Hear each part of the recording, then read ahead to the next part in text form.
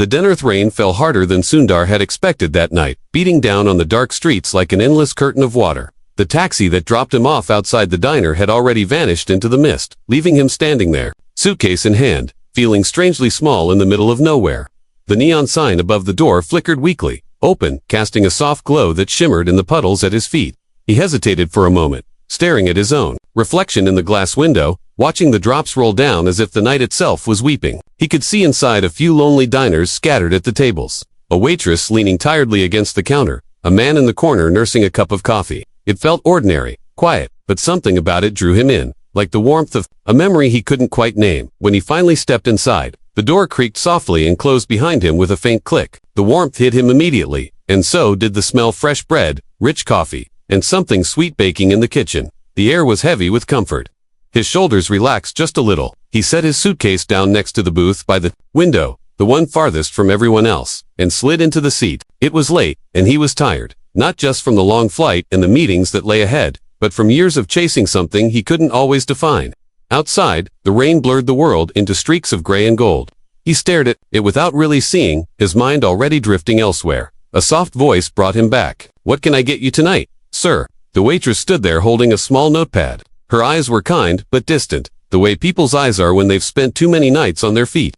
Sundar blinked and realized he hadn't even looked at the menu. "Some soup?" he said after a moment, his voice quiet, "and bread."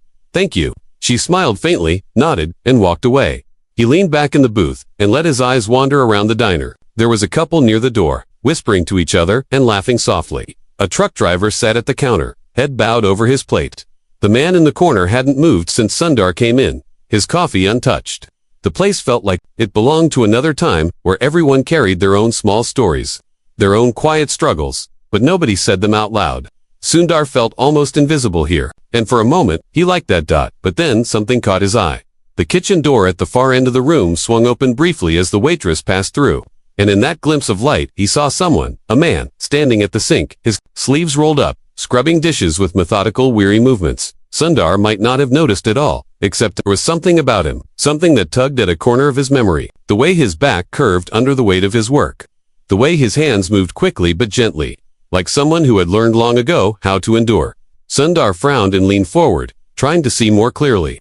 The door swung again, and this time he caught the man's profile, older, thinner, his skin weathered by time, but his face was familiar. So familiar it sent a jolt through him. He couldn't look away. He waited for another glimpse. The man turned slightly, and this time Sundar's breath caught in his throat. Anil. It couldn't be, and yet it was Anil. The boy he'd grown up with in that dusty Indian neighborhood. The boy who had sat beside him on the roof of his parents' house at night, pointing out stars and talking about all the places they would go. They had shared everything once, their dreams, their secrets, their hopes of escaping the narrow streets and making something of themselves. Anil had been his closest friend, his brother in every way but blood. But now here he was, not in a suit, not in an office, not in some bright future they'd imagined, but here, washing dishes in a quiet diner on the other side of the world. Sundar's chest felt tight. He sat back in the booth and stared at the window, trying to collect himself. The waitress returned with his soup and bread, setting them down gently. "Everything all right?" she asked softly, noticing the strange expression on his face. "Yes," Sundar replied automatically, though his voice was hollow. "Thank you." He didn't touch the soup. He couldn't. His mind was racing with questions. How had Anil ended up here? What had happened to him? Had he tried to reach out? Did he even want to be found? Sundar felt the deep, sinking guilt rising in his stomach. All these years, he hadn't thought of Anil much, assuming, somehow, that he too had found his way in the world. But here he was washing dishes. When the kitchen door opened again, Sundar watched more closely. He could see Anil's face more clearly now, older, lined with worry, eyes that had lost their spark but still carried something unspoken. Sundar noticed how Anil glanced up now and then, as if out of habit, checking the room before lowering his head again to his work. And in that moment, Sundar knew he couldn't just leave. He sat there for what felt like an eternity, debating what to do. 1,000 memories flashed through his mind, running barefoot through the alleys as kids, sharing one book between them at night under the glow of a weak lamp, laughing until their sides hurt, dreaming of planes and big cities and making something of themselves. And then he made his decision. He stood. The waitress glanced up from the counter, a question in her eyes, but Sundar just nodded at her reassuringly and started walking toward the kitchen. "Sir," she called gently. "Customers aren't allowed back there." But he didn't stop. Every step felt heavier. Like wading through water, he reached the kitchen door, pushed it open quietly, and stepped into the light. The smell of soap and steam was strong here. Plates clinked in the sink, and the hum of machinery filled the room. Anil was standing there, his hands deep in the soapy water. Not noticing yet Anil, Sundar said, his voice soft at first, almost afraid. Anil froze. He turned slowly, his wet hands still holding a plate, his eyes meeting Sundar's. For a moment, the world fell silent. The clatter of dishes, the murmured conversations from the diner, the sound of rain outside, all of it disappeared. It was just the two of them, standing there, in the kitchen. The weight of years hanging between them. Anil stared, his mouth slightly open, his eyes wide. His face was a map of pain and surprise, and something else, something Sundar couldn't quite name. Sundar took a step closer. "It's me," he said quietly. Sundar Anil's lips parted as if to speak, but no sound came. His hands trembled, and the plate slipped from his fingers, crashing to the floor and shattering. The sound jolted them both, but neither moved. Tears welled in Anil's eyes, and Sundar felt his own throat tighten. The kitchen suddenly felt too small, too bright, too full of memories that didn't fit this moment. Finally, after what felt like a lifetime, Anil took a deep breath, his voice breaking as he whispered something Sundar never expected to hear. "You shouldn't have come." His words hung in the air, heavy and sharp. And for the first time in a long time, Sundar felt afraid, not of what he'd find here, but of what he already had. The sound of the rain outside grew louder again, as if the world itself was waiting to see what would happen next. And then the screen fades to black. The secret kitchen was quiet, except for the faint drip of water from the sink and the soft hum of the refrigerator in the corner. Sundar stood there, staring at Anil, the shattered pieces of the plate still at their feet. Time seemed to move differently now, slower, heavier, as though the years that had passed between them had all come rushing back to fill this small space. Anil's eyes darted to the floor, then to the doorway behind Sundar, as if he was calculating how to escape. His chest rose and fell quickly, and his hands clenched into fists, though they still trembled. Sundar opened his mouth to speak, but no words came out. He hadn't prepared for this. He hadn't thought about what he would say if he actually found him here. Finally, Sundar managed, in a voice that sounded too small for him, "Anil, what happened to you?" Anil flinched at the question, as though the words themselves had struck him. He shook his head and turned back to the sink, grabbing another plate from the stack, even though his hands were shaking too much to hold it steady. "You shouldn't have come," Anil repeated, his voice low but edged with something sharp now. "You don't belong here." Sundar stepped closer, his brow furrowed. "Don't belong, Anil, it's me, it's Sundar. We grew up together. You can't just stop," Anil snapped, his voice cracking. He slammed the plate back into the water, splashing soap onto his shirt. "Just stop." The air grew thick with silence again. Sundar stared at him, feeling something inside him, knot tighter and tighter.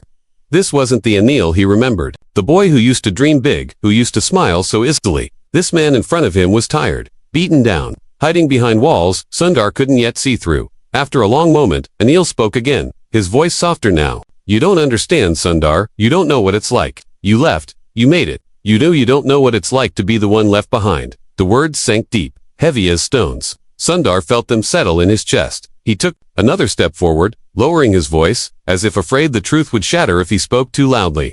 "Then tell me," he said. "Please, tell me." Anil's shoulders tensed. He kept his back to Sundar, staring down at the sink. The soap bubbles clung to his fingers. The clock on the wall ticked loudly in the silence. "After you left," Anil began finally, each word careful, deliberate, as if it hurt to say them, "everything fell apart." He paused, swallowed hard. "My father got sick. Very sick. We didn't have the money to treat him. I dropped out of school to work, to help pay for medicine. But it wasn't enough. We sold everything, even the house. But his voice broke there, and he let the sentence trail off into the steam of the kitchen. Sundar felt his chest tighten, his throat burning. He had always pictured living his own version of the dream, maybe not the same path, but at least something better than this. He'd never imagined this kind of struggle. And after he died, Anil continued, quieter now, there was nothing left. My mother left too. She couldn't look at me anymore. Like I'd failed her. I tried to find work, but he let out a bitter laugh, though there was no joy in it. You know what it's like. In our town, no money, no degree, no hope. He finally turned then, meeting Sundar's eyes for the first time since the words began to spill out. His gaze was hard but wet with unshed tears. "So I came here," he said simply, thinking maybe I could start over. "But it doesn't matter how far you run. Some things follow you." Sundar swallowed hard, trying to find the right words. But nothing seemed enough. He reached out instinctively, wanting to put a hand on Anil's shoulder, but Anil flinched and stepped back. "Don't," Anil said sharply. "Don't pity me. I don't need it." Sundar pulled his hand back slowly, his chest aching. "I don't pity you, Anil," he said softly. "I just want to help." Anil gave a dry, bitter laugh at that. Help, what can you do? You can't. By the past, Sundar, you can't fix what's already broken. The word stung more than Sundar wanted to admit, but he stood his ground. Maybe not, he said, but I can try. Let me try. Let me try. Anil shook his head, wiping his wet hands on a towel, his expression darkening. You don't get it. You don't know how deep this goes. Then explain it to me, Sundar urged, his voice rising just slightly. Tell me what you're hiding. Anil froze at that. He glanced around the kitchen, as if to make sure no one was listening. Then he leaned closer, lowering his voice to a whisper. There are things about me now. Things you don't want to know. He murmured, things I can't tell you. Because if you knew, you wouldn't look at me the same way. Sundar shook his head firmly. There's nothing you could say that would make me turn away from you. Anil's jaw tightened. He stared at Sundar for a long time, as if weighing whether to believe him. Then, with a heavy sigh, he stepped to a small locker tucked into the corner of the kitchen. He pulled it open and took out a crumpled envelope from the top shelf. He held it out to Sundar without a word. The paper was worn, the edges soft and faded. Sundar opened it carefully and pulled out a single letter, written in shaky handwriting. At the top, it simply said, To Arjun, someday you'll understand why I had to disappear. Sundar's eyes scanned the letter, and his heart sank as he read words filled with sorrow and guilt. A man trying to explain why he'd abandoned someone he loved, but never stopped thinking about. When he looked up at Anil, his voice was almost a whisper. Who is Arjun? Anil's lips trembled, but no sound came. Anil. Sundar pressed gently. Who is he? Anil turned away, covering his face with one hand, and for the first time, Sundar saw him completely break, his shoulders shaking, quiet sobs escaping into the air. When he finally spoke, his voice was so low, Sundar had to lean closer to hear. He's my son. Sundar froze. The word hung in the air between them, heavy and sharp. His son. Anil wiped his eyes roughly, trying to regain control, but the cracks were already there. I had left him when he was just a baby. I told myself it was for his own good, that he'd be better off thinking I was dead than knowing the truth. I've been sending letters, but I never sent this one. Sundar stared down at the letter in his hands. The words blurred as his mind raced. This boy, Arjun, had no idea his father was alive, working in a quiet diner, washing dishes in a place he'd never even heard of. Anil. Sundar began carefully. Why don't you go back? Why don't you tell him? Anil let out a bitter laugh through his tears. Go back. And say what? Hi, I'm the man who abandoned you. Let me ruin your life all over again. He shook his head, his voice hardening. He deserves better than me. Sundar's heart ached. He wanted to argue, to tell Anil he was wrong, but he could see how deep the shame ran, how much pain was still buried there. He folded the letter gently, slipping it back into the envelope, and held it out. To Anil, he deserves to know the truth, Sundar said quietly, and so do you. But Anil just stared at the envelope in his hand, silent, his knuckles white as he gripped it. The sound of the rain outside grew louder, as if the world itself was holding its breath. Sundar finally stepped back, giving him space, though his mind was already racing with questions and plans. He couldn't just walk away now. Not after this thought. As he turned to leave the kitchen, he glanced back and saw Anil standing there, still staring at the letter, his eyes clouded with regret. But when Sundar stepped out into the cool night air, something strange happened. His phone buzzed in his pocket. He answered without thinking. A low, unfamiliar voice spoke on the other end. Stay away from the boy if you know what's good for you. And then the line went dead. Sundar stood frozen, staring at the phone in his hand, the words echoing in his mind. The rain fell harder, and the screen fades to black. Asterisk, the buoyed rain had stopped by morning, but the street still glistened with puddles, and the air was thick with the smell of wet asphalt. Sundar sat alone on a park bench, the envelope still in his hands. He turned it over again and again, reading the name written on the front. To Arjun. He could almost hear the words Anil had whispered the night before, as if they were still hanging in the air around him. He's my son. But louder than that, ringing in his ears like a warning bell, was the low, cold voice from the phone. Stay away from the boy if you know what's good for you. The park was quiet. Children were playing at the far end, their laughter faint and distant. Sundar watched them without really seeing. He thought about Anil's face in the kitchen, the way his hands had trembled as he held that letter, the way his eyes had clouded over when he spoke of his son. Sundar had never seen him so broken, and yet, in the corners of his expression, there had been something else too, a quiet longing. Fingers tightened on the envelope. He told himself it wasn't his business, that maybe he should leave it alone. But he couldn't. Not when he knew that boy was out there somewhere, growing up without a father, believing his father was dead, and not when someone, whoever it was, had gone out of their way to warn him to stay away. He stood slowly, sliding the envelope into his coat pocket. He wasn't about to walk away. Not now. Later, that day, Sundar stood on the cracked sidewalk of a modest neighborhood on the edge of town. The houses here were small, their paint faded and peeling, but there were flowers in the windows and bicycles on the lawns. It felt alive in a way that the diner hadn't. He checked the address scribbled on a slip of paper, the one he'd quietly lifted from Anil's locker when Anil wasn't looking, and found himself staring at a pale blue house with a crooked fence. He took a deep breath and walked up to the door. For a long moment, he just stood there, his hand hovering over the doorbell. What was he even going to say? He couldn't tell the boy the truth, not yet. He couldn't even be sure it was safe. But he had to see him, even if just for a moment. Finally, he pressed the button.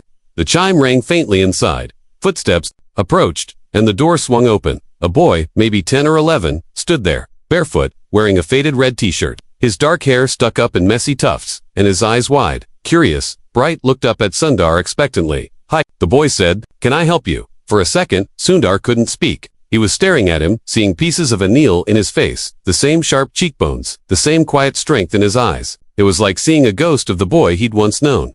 "Hi," Sundar managed finally, his voice softer than he intended. "Sorry to bother you. I used to know your father." The boy's brow furrowed slightly. "My father?" Sundar nodded slowly. "Yes, a long time ago. We were friends when we were your age." The boy's face shifted then, something between confusion and sadness, but he quickly covered it with a polite smile. "My mom says he passed away when I was little." Sundar's chest ached at the words. He forced himself to keep his voice steady. "I'm sorry," he said quietly. "He was a good man." The boy glanced down at the ground, kicking lightly at the threshold. "Yay," he said softly, almost to himself. They stood there in silence for a few seconds. Sundar could hear a faint sound of a television somewhere inside the house and the distant barking of a dog down the street. Then, the boy looked up again, his expression brighter now, though Sundar could see it was just a mask. "Do you want to come in?" the boy asked. Sundar hesitated. "No thank you, I just wanted to say hello." The boy nodded. "Okay." Sundar smiled faintly and turned to leave, but then he stopped and looked back. "What's your name?" he asked. The boy tilted his head, puzzled. "Arjun," he said. Why? Sundar swallowed hard. The name echoed in his mind like a stone dropped into water. "Arjun." He shook his head slightly, forcing a smile. "Just wanted to know," he said. "It suits you." Arjun smiled shyly, then waved. "But, Mr. Sundar raised his hand in return, his throat tight. "Bye, Arjun." As he walked back down the path, he felt the weight of everything pressing down on him. Arjun. The boy deserved to know the truth. But how could Sundar tell him? And what about the warning on the phone? He knew he wasn't imagining it. The way the hair on the back of his neck prickled as he left the neighborhood. The sense that someone was watching him. He turned once, scanning the quiet street, but there was nothing. Only the faint rustle of leaves in the breeze. That night, Sundar couldn't sleep. He sat at the small desk in his hotel room, staring at the letter again. He imagined Arjun reading it someday, trying to make sense of the pain written between the lines. He didn't hear the faint knock at his door until it came. A second time, louder this time. He stood slowly, his muscles tense, and opened the door just enough to see outside. A man stood there, tall, broad-shouldered, dressed in a black coat. His face was hard, expressionless, but his eyes glimmered with something cold. "You didn't listen," the man said simply. Sundar tightened his grip on the door. "Who are you?" he demanded quietly. The man smiled faintly, though there was no warmth in it. "Doesn't matter. What matters is you're asking the wrong questions. What do you want?" Sundar pressed. The man leaned closer, his voice dropping to a low whisper. "I already told you. Stay away from the boy. Don't make me tell you again." Before Sundar could respond, the man slipped something into his hand, a photograph, and walked away down the hall without looking back. Sundar stood frozen for a long time before finally looking down at the photo. It showed Arjun sitting on a park bench eating an ice cream cone, laughing. And in the corner of the photo, almost out of frame, was the man in the black coat. Watching him, Sundar's fingers tightened around the photograph until the edges crumpled. He knew now that this was bigger than just Anil's shame or guilt. Someone else was involved, someone dangerous. And that someone was keeping Arjun under watch. He sat back down at the desk, staring at the photo.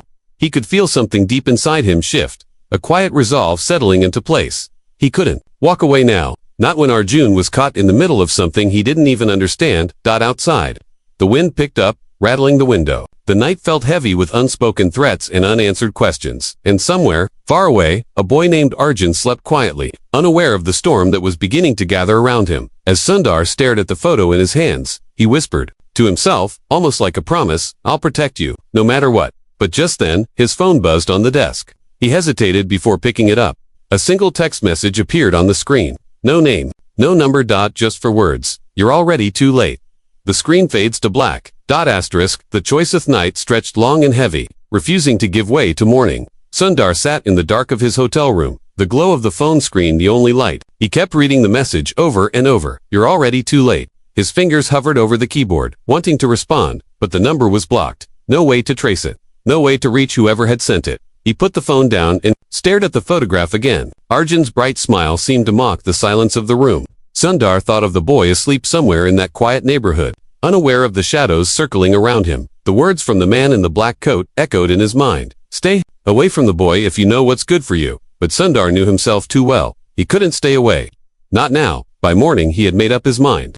He slipped the photograph and the letter back into his coat pocket, straightened his tie, almost absent-mindedly, and stepped out into the pale gray dawn. He didn't go to the diner this time. Instead, he went looking for answers. The first stop was the diner owner, a small, wiry woman who raised an eyebrow when she saw him standing at her back door. She let him in reluctantly, wiping her hands on her apron. You looking for Anil? Again, she asked, her tone sharp but not unkind. I just need to know who's been watching him, Sundar said quietly. She frowned at that. Watching him, Sundar nodded. You know who I mean. The tall man in the black coat, the one who her eyes hardened. She looked away quickly, busying herself with a stack of menus. You should leave it alone, she muttered. I can't. Sundar pressed gently. Please, if you know something. She hesitated, then sighed. All I know is Anil got into something years ago, something bad. He doesn't talk about it. But every month, like clockwork, that man shows up.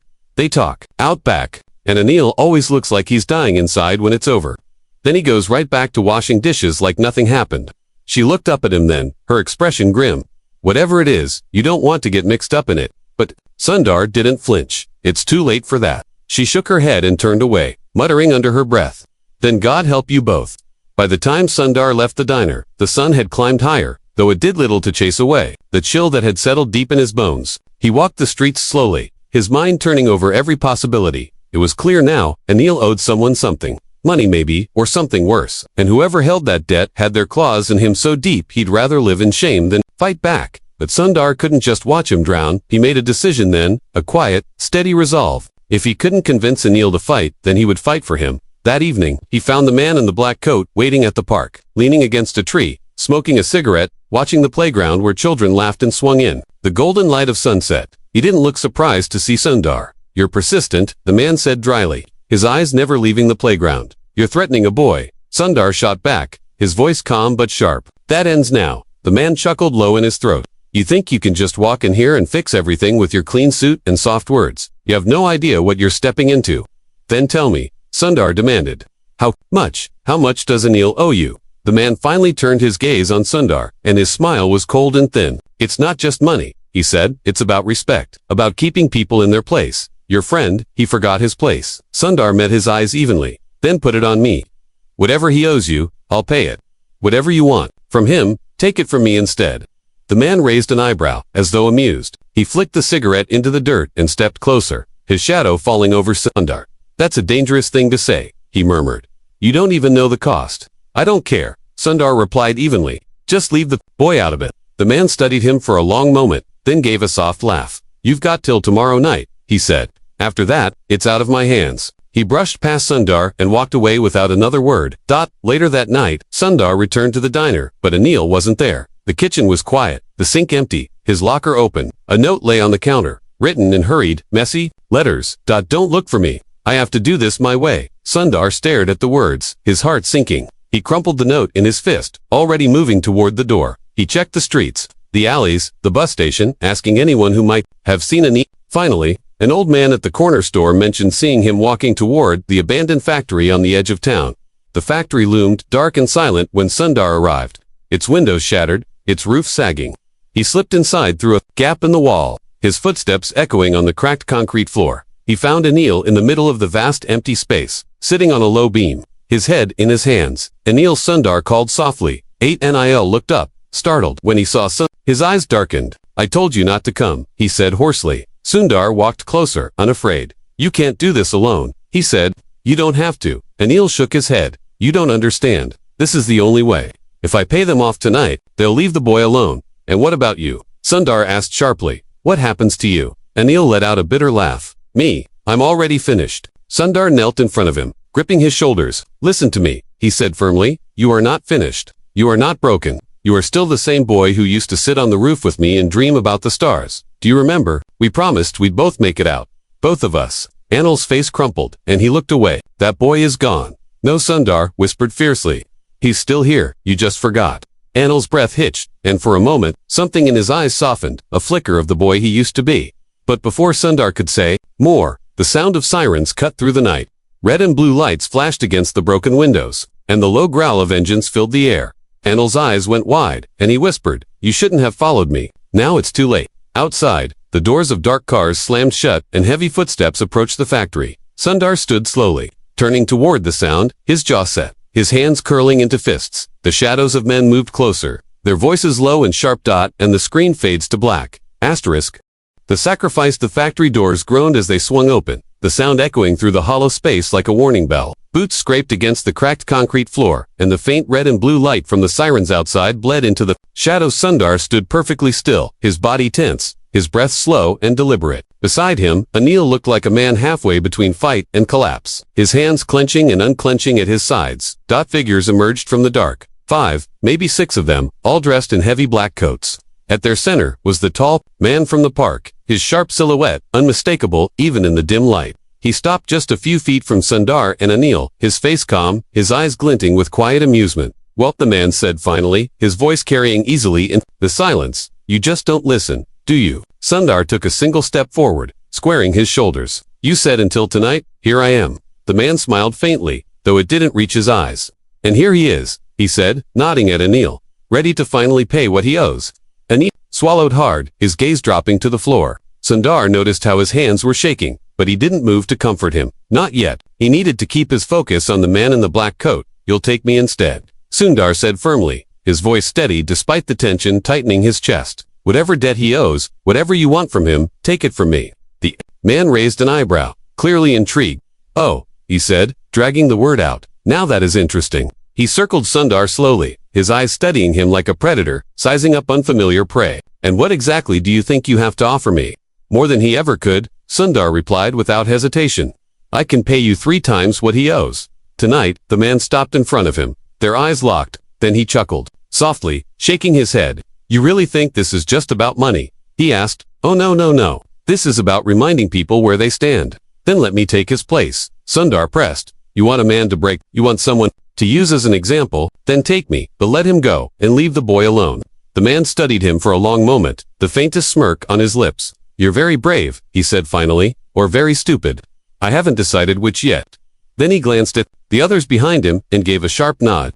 "Fine," he said simply, "you've bought him a little time, but you'd better hope you're as valuable as you think you are." 2 of the men stepped forward and grabbed Sundar by the arms, pulling him back toward the center of the room. Sundar didn't resist, his eyes stayed on Anil, who looked stricken, his lips forming silent protests that never became words. "Don't," Sundar said quietly to him, "don't fight it. Let me do this." Anil shook his head, his whole body trembling now. "You don't understand," he finally croaked out. "You don't know what they'll then tell me," Sundar interrupted softly. "Tell me now." But Anil only fell silent, his face crumpling as he turned away.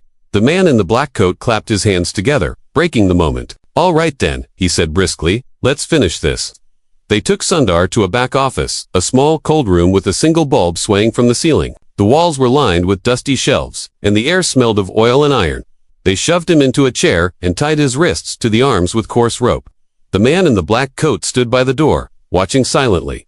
"You know," the man finally said, "I don't usually make deals, but something about you I like." Sundar didn't answer. He kept his eyes forward, refusing to flinch. The man stepped closer, leaning down so their faces were inches apart. "But don't mistake this for mercy," he added softly. "This is still business. If you fail me, if you even think about running, it won't be you who pays." He straightened, and for the first time, Sundar felt a ripple of real fear. Not for himself, but for Arjun. "What do you want from me?" Sundar asked quietly. The man smiled thinly. "For now," he said, "silence, obedience, and your word." Sundar's jaw tightened, but he nodded once. The man patted his shoulder almost mockingly before turning to leave. "Good boy." Hours passed. Sundar sat alone in the cold room, the faint sound of rain against the roof above him the only company. His wrists burned where the ropes rubbed against his skin, but his mind stayed sharp.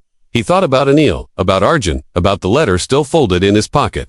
He thought about the boy's face, the way he'd smiled at the door that day, so full of unknowing hope. He wasn't going to let that boy grow up thinking the world was only made of shadows. He pulled against the ropes, experimentally testing them. They held firm, but he kept trying, slow and steady. Then footsteps. Heavy, deliberate. Approaching. The door creaked open, and Anil slipped inside, his eyes darting nervously over his shoulder before closing the door behind him. He crossed the room quickly, kneeling in front of Sundar. "What are you doing here?" Sundar demanded in a harsh whisper. "You're supposed to be gone." Anil shook his head, his expression desperate. "I couldn't leave you here," he said. "Not after what you did for me." He fumbled with the ropes, his fingers clumsy but determined.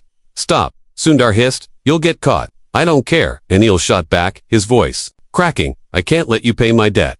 Not like this." He finally loosened the knots, and the ropes fell away. Sundar flexed his fingers, blood rushing back to his hands. "Listen to me," Anil said urgently. "There's a way out.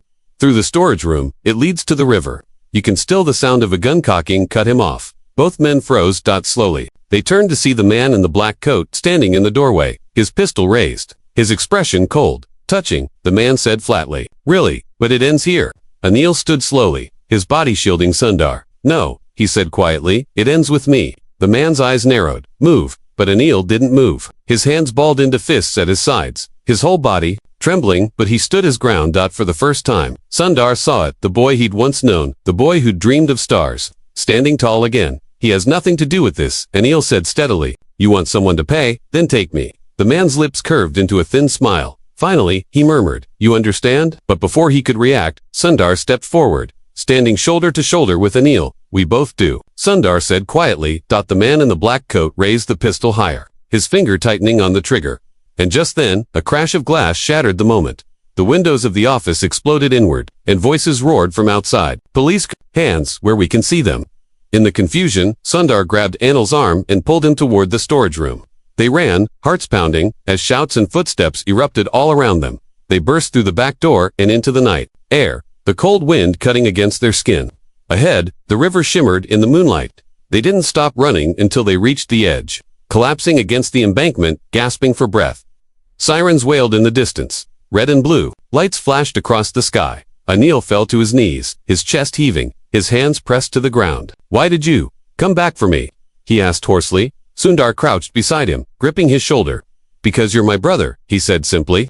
"And because someone has to show Arjun what a real father looks like." Anil's face crumpled, and tears streaked down his cheeks. He nodded, unable to speak. But just then, a shot rang out. Sharp, sudden. Anil's eyes went wide, and he collapsed forward. Sundar caught him before he hit the ground, his hands already slick. With something warm, he looked up, his breath catching, to see the man in the black coat standing at the edge of the riverbank, his pistol still raised, his expression unreadable, and the screen fades to black. The lithe world was a blur of sound and motion. Sirens wailed in the distance. Boots pounded the ground. Voices shouted commands that Sundar couldn't make out. But all he could focus on was the weight of Anil in his arms, his friend's body limp, his breathing shallow, his shirt dark with blood. Sundar knelt by the river's edge, cradling Anil against his chest, whispering over and over, "Stay with me, you're going to be okay. Just stay with me." Anil's eyes fluttered open briefly, cloudy with pain. His lips moved, barely a whisper, but Sundar leaned close and caught the words, "You shouldn't have come back." Sundar shook his head fiercely, his own voice breaking. "Don't you dare say that," he murmured. "Don't you dare. Leave me now, not when we've come this far." Behind them, the man in the black coat stood motionless at the top of the embankment, the faintest curl of a smirk on his lips. His pistol glinted in the moonlight. But then came a new sound, tires screeching to a stop, doors slamming open, flashlights cutting through the darkness. "Drop the weapon," a voice bellowed. "Hands where we can see them." The man in the black coat turned slowly, almost lazily, raising his hands. His smile never faltered, but his eyes, dark and unblinking, stayed fixed on Sundar and Anil, as though silently promising this wasn't over. He let the pistol fall into the grass at his feet, and officers rushed toward him, tackling him to the ground. Sundar didn't watch. He pressed both hands over Anil's wound, trying to stop the bleeding. He could feel Anil's heartbeat fluttering under his palms, faint and uneven, and it terrified him more than anything ever had. "Help!" he shouted hoarsely. "He needs help."